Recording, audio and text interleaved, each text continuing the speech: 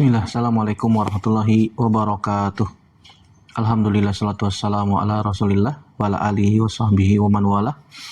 Asyhadu an la ilaha illallah wahdahu la syarikalah wa asyhadu anna muhammadan abduhu wa rasuluhu la nabiyya ba'dah. Ya ayyuhalladzina amanu taqullaha haqqa tuqatih wa la tamutunna illa wa antum muslimun. Amma ba'du, fa inna asdaqal hadits kitabullah wa khairal hadi hadi Muhammadin sallallahu alaihi wasallam. Syarrul umuri muhdatsatuha wa kullu muhdatsatin bid'ah wa kullu bid'atin dhalalah wa kullu dhalalatin finnar. Ayyuhal ikhwan wa iyyakum ajmain. Alhamdulillah, segala puji hanya milik Allah Subhanahu wa taala yang kembali mempertemukan kita dalam media ini untuk melanjutkan pembahasan Ad-Durus Al-Yaumiyah. Salat dan salam senantiasa teriringkan kepada Nabi kita Muhammad sallallahu alaihi wasallam, kepada keluarga, sahabat, dan tidak lupa kita sebagai umatnya sampai kiamat kelak. Baik, sekarang kita masuk pelajaran yang ke-365. Itu tentang sejarah penetapan kalender Hijriyah. Ketahuilah saudaraku rahimanillah wa yakum ajmain, bahwasanya Allah Subhanahu wa taala telah menjadikan waktu sebagai tanda kekuasaan Allah Subhanahu wa taala. Kalender Hijriyah termasuk di dalamnya, ya, yang merupakan salah satu syiar Islam yang membedakan kaum muslimin dengan umat yang lain.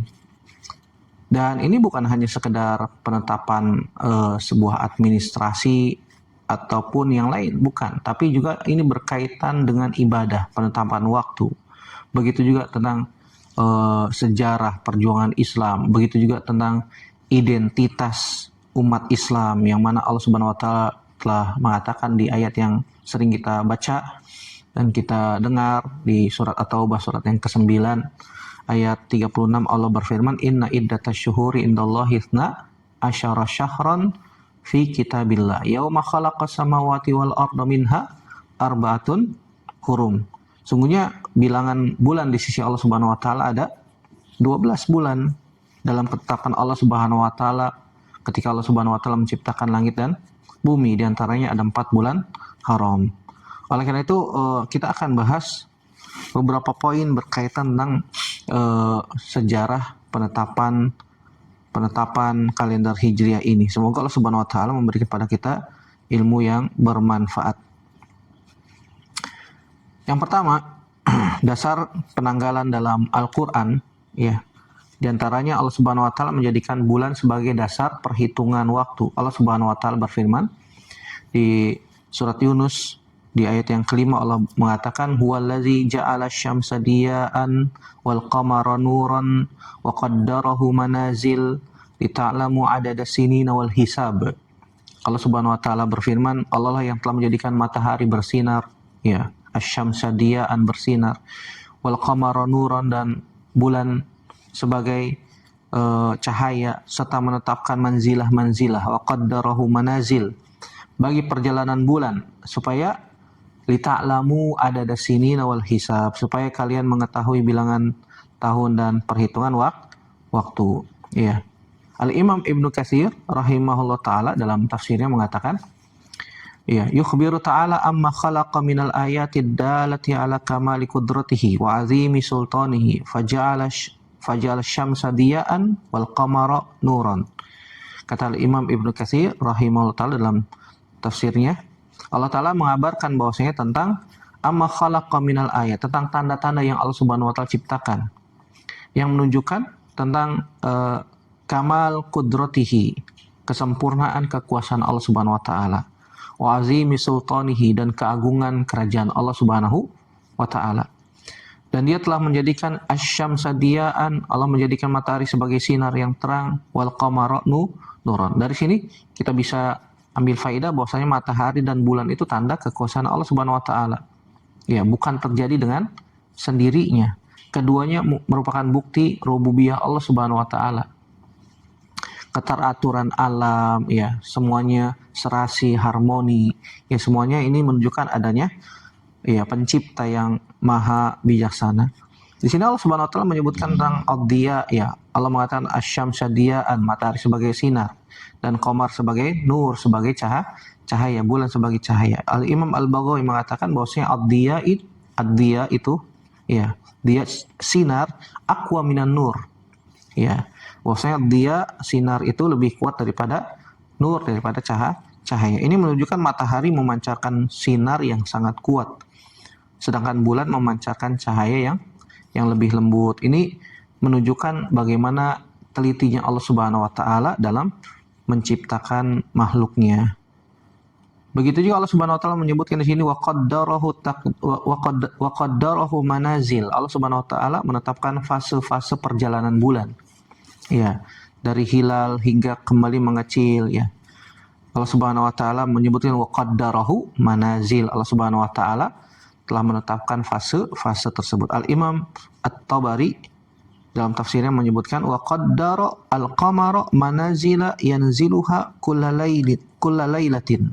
Allah menetapkan bagi bulan tempat-tempat peredarannya yang dilalui setiap malam. Ini menunjukkan bahwasannya perubahan bentuk bulan bukanlah sesuatu yang acak, sesuatu yang teratur. Semuanya sesuai dengan ketetapan Allah Subhanahu wa taala. Dan dari peredaran bulan inilah yang menjadi dasar penanggalan dalam agama kita, dalam Islam. Kemudian Allah Subhanahu wa taala mengatakan lita'lamu adada sinina wal hisab, supaya kalian mengetahui bilangan tahun dan perhitungan waktu ya. Syekh As-Sadi mengatakan fabisyamsi wal qamari tu'raful awqatu wa tudbatu al ibadatu wal muamalat. Dengan matahari, dengan bulan dapat diketahui waktu-waktu serta dapat ditetapkan berbagai ibadah. Ya, dengan waktu kita bisa mengetahui hilal bulan Ramadan, hilal bulan Syawal, sehingga kita bisa puasa Ramadan, kita bisa puasa di bulan yang diberkahi oleh Allah Subhanahu wa taala, ada bulan-bulan haji, ya, bulan-bulan haram, ya, kita bisa mengetahui hal tersebut dari peredaran perjalanan matahari dan bulan. Dari sini kita bisa ambil faidah tentang hikmah penetapan fase bulan. Allah Subhanahu wa taala mengatakan li ta'lamu adada sinina wal hisab, supaya kalian bisa mengetahui bilangan tahun dan perhitungan waktu. Ini menunjukkan kalender dalam Islam berdasarkan peredaran bulan, dan juga bisa ditentukan ibadah-ibadah yang lain dengan peredaran tersebut. Apa kaitannya ayat dengan kalender Hijriyah ya? Ayat ini merupakan salah satu dalil terkuat tentang dasar kalender Qamariyah dalam Islam. Syekh Muhammad Al-Amin Asy-Syinkiti mengatakan, dallatil ayatu ala annal qamar ju'ila li hisabiz zaman wa ma'rifatis sinin. Ayat ini menunjukkan, kata Syekh Muhammad Al-Amin Asy-Syinkiti, menunjukkan bahwa bulan dijadikan sebagai sarana wasilah untuk menghitung waktu dan mengetahui tahun. Oleh karena itu, para sahabat menjadikan sistem Qamariyah ini sebagai apa? Sebagai dasar kalender Islam ketika menetapkan kalender Hijriyah pada masa Umar bin Khattab radhiyallahu taala anhu. Dari sini kita juga ambil faedah bahwasanya kalender Hijriyah itu ya bukan sekedar hanya buah pikiran, bukan hanya sekedar main-mainan, tapi juga memiliki dasar langsung dari Al-Quran dan digunakan untuk ibadah seperti puasa, haji, zakat, iddah, dan seterusnya. Allahu a'lam bishawab. Kemudian Allah Subhanahu wa taala juga berfirman di surat Al-Baqarah di ayat yang ke-189. Allah Subhanahu wa taala berfirman, yas'alunaka 'anil ahillah qul hiya mawaqitu lin-nasi wal hajj. Mereka bertanya kepadamu tentang hilal. Katakanlah hilal itu adalah tanda-tanda waktu bagi manusia dan bagi ibadah haji. Ya. Dari sini kita bisa ambil faidah, kita bisa ambil pelajaran bahwasanya hilal menjadi dasar pergantian bulan. Ya, hilal sebagai penentu awal bulan. Yas'alunaka 'anil ahillah. Mereka bertanya kepadamu tentang hilal. Qul hiya mawaqitu lin-nasi wal hajj. Katakanlah bahwasanya hilal itu ya adalah tanda-tanda waktu bagi manusia dan juga bagi ibadah haji. Ini menunjukkan bahwasanya syariat mengaitkan banyak ibadah dengan kalender Qamariyah, ya, dengan kalender Qamariyah, bukan dengan kalender yang ditetapkan dengan peredaran matahari. Ya, atau biasa yang kita kenal dengan sistem kalender Masehi, bukan. Ya. Karena kalender Masehi itu dasarnya adalah peredaran matahari. Kalau dalam Islam yang menjadi pijakan itu adalah kalender Hijriyah yang dasarnya adalah hilal. Karena Allah mengatakan subhanahu wa ta'ala yas'alunaka anil ahillah qul hiya mawaqitu linnasi wal hajj. Iya. Katakanlah hilal itu adalah tanda-tanda waktu bagi manusia dan bagi ibadah haji. Pada masa Nabi Shallallahu Alaihi Wasallam, nama-nama Arab telah dikenal seperti Muharram, Safar, Rabiul Awal, Rabiul Akhir, Rajab, Sya'ban, ya Ramadan, Syawal, Zulqa'dah dan Zulhijjah. Ada 12. Sebagaimana hadis Abu Bakrah yang pernah kita baca ya. Namun pada saat itu belum ada sistem penomoran, ya angka-angka belum ada penomoran tahun secara resmi.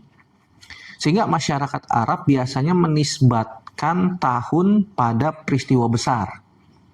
Seperti tahun gajah, Amul Fil, ya tahun kelahiran Nabi Shallallahu Alaihi Wasallam. Begitu juga dikaitkan dengan terjadinya peperangan tertentu, ya tahun perang Badar, tahun perang Khandaq, perang Ahzab, perang yang tahun ke-7 Hijriah, perang Khaybar, itu juga perang Tabuk, ya dan seterusnya.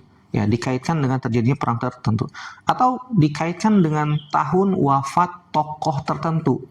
Ya, tahun ini wafatnya si fulan, tahun di mana wafatnya si fulan dan seterusnya. Ya, para ulama menyebutkan seperti Al-Imam Al-Hafiz Ibnu Katsir mengatakan la khilafa anna Rasulullah sallallahu alaihi wasallam wulida amal fil. Tidak ada perbedaan pendapat bahwasannya Nabi Shallallahu Alaihi Wasallam dilahirkan pada tahun gajah. Pada tahun gajah. Ini menunjukkan bahwasannya penetapan tahun pada masa dahulu itu dikaitkan dengan peristiwa, peristiwa ya. Adapun latar belakang penetapan kalender Hijriah ini pada masa Khalifah Umar bin Khattab radhiyallahu anhu, wilayah Islam berkembang sampai ke pesisir Afrika. Banyak surat resmi dikirim ke berbagai daerah dari khalifah. Namun muncul masalah karena surat-surat tersebut ya hanya mencantumkan bulan tanpa tahun. Sehingga diriwayatkan dari Abu Musa al-Asy'ari radhiyallahu taala anhu yang mengirim surat kepada Umar bin Khattab radhiyallahu taala anhu yang menyebutkan, kata Abu Musa al-Asy'ari radhiyallahu taala anhu, innahu ya'tina minka kutubun laisa laha tarikhun. Sungguhnya surat-surat yang datang dari Anda itu tidak memiliki penanggalan. Ya, tidak ada angka-angka ini tahun berapa, ini tahun berapa. Sehingga menyulitkan ya, menyulit. Kemudian Umar bin Khattab pun mengumpulkan para sahabat untuk bermusyawarah. Sebagaimana disebutkan dari Muhammad bin Sirin rahimahullahu taala bahwasanya Umar bin Khattab radhiyallahu taala anhu jama'a Umaru an-nasa. Bahwasanya Umar bin Khattab radhiyallahu taala anhu mengumpulkan manusia min ayyaumin naktubut tarikh. Dari peristiwa apakah kita akan menulis penanggalan?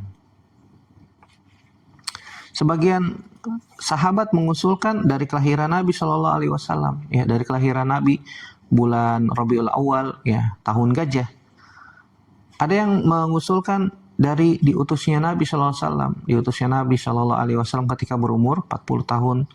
Ada yang menyebutkan dari wafatnya Nabi Shallallahu Alaihi Wasallam. Tapi usulan ini dibantah kalau kita menjadikan dasar penanggalan Islam dari tahun wafatnya Nabi Shallallahu Alaihi Wasallam, kaum muslimin akan terus bersedih.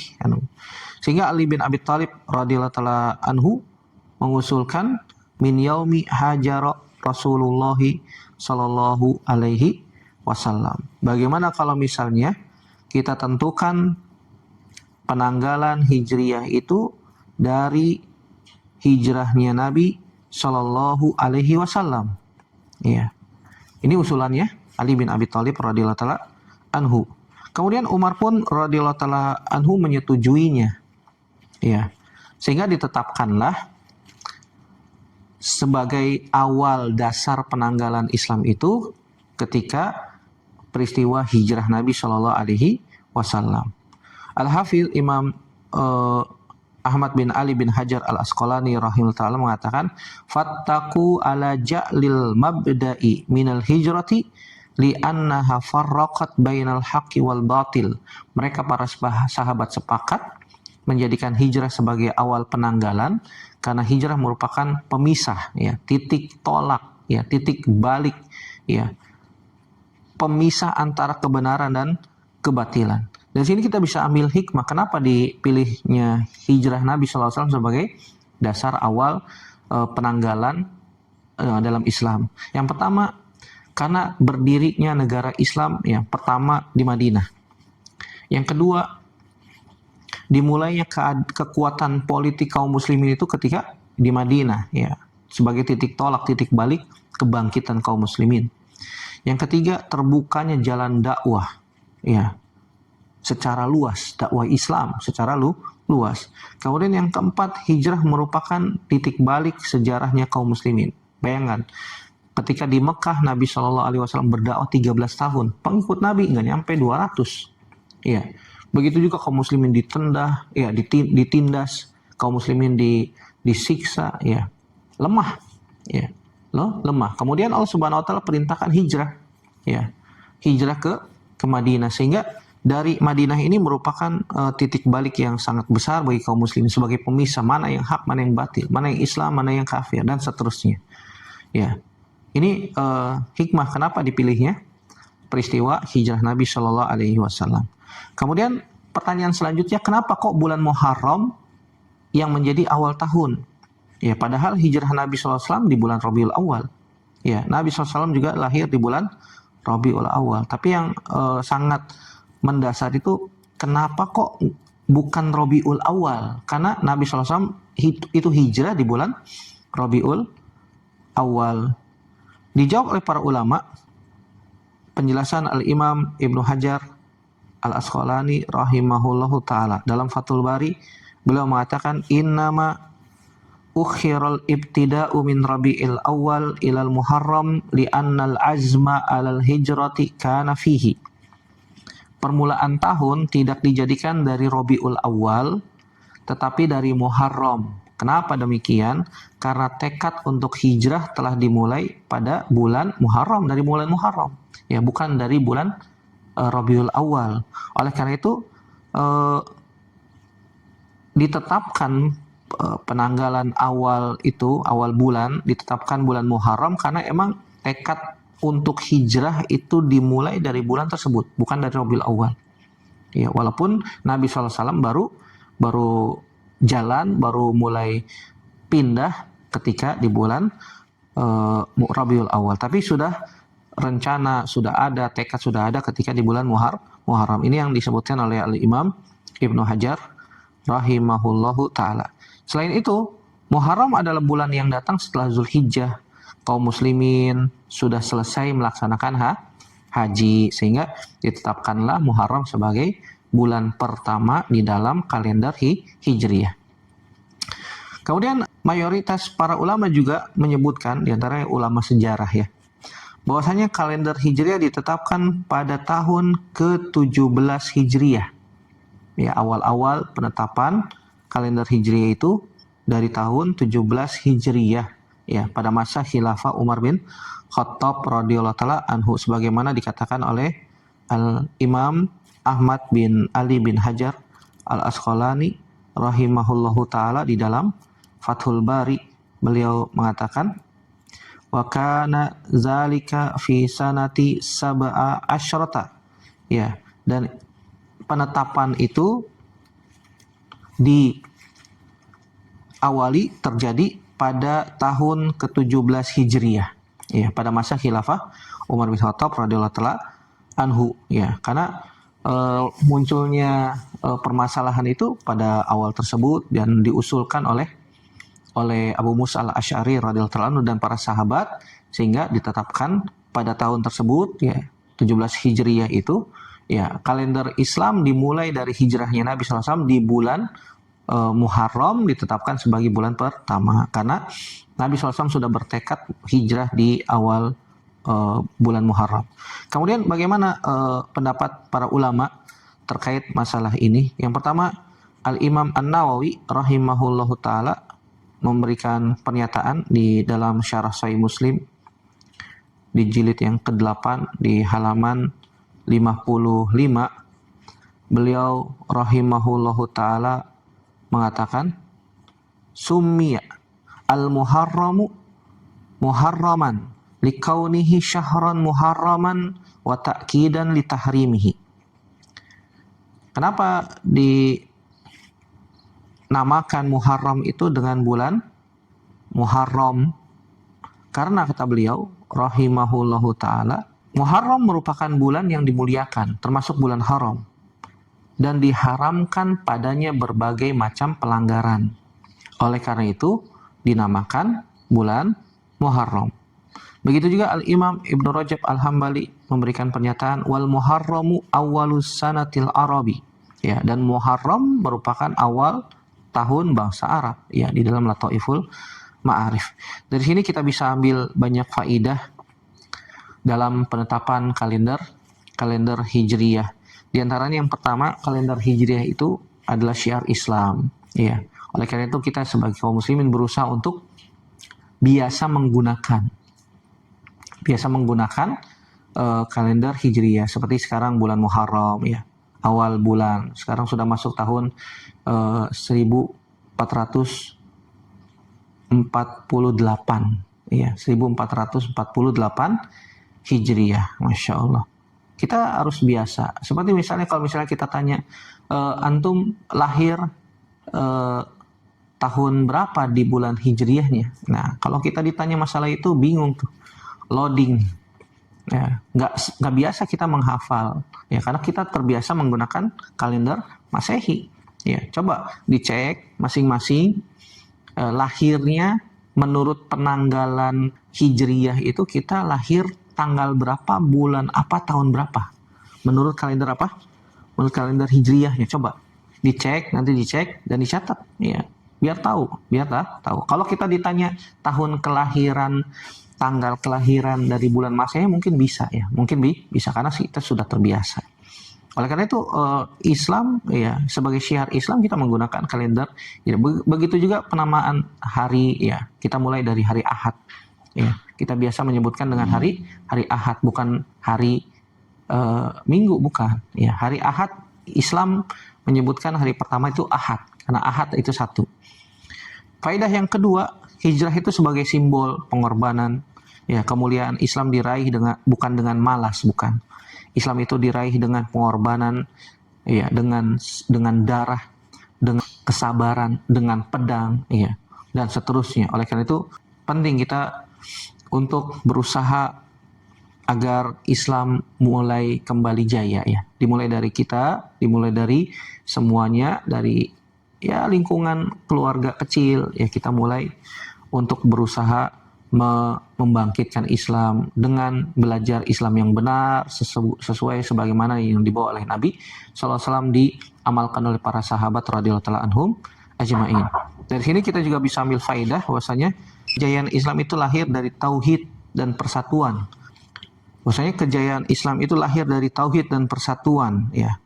Semakin mentauhidkan Allah Subhanahu wa taala, maka Allah Subhanahu wa taala akan memberikan pertolongan. Allah Subhanahu wa taala akan memberikan kejayaan sehingga Islam kembali jaya sebagaimana dahulu kala. Dan yang terakhir, Muharram itu mengingatkan umat Islam untuk membuka lembaran baru awal tahun Hijriyah sebagai momentum untuk muhasabah, untuk meningkatkan amal soleh.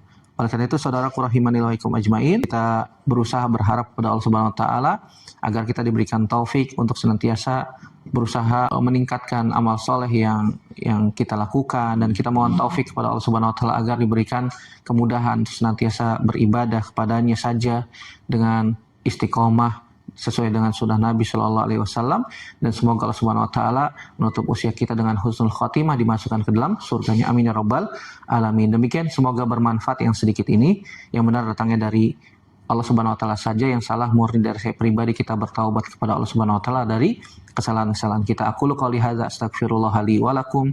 Subhanakallahumma bihamdik asyhadu an la ilaha illa anta astaghfiruka wa atubu ilaik. Wassalamualaikum warahmatullahi wabarakatuh.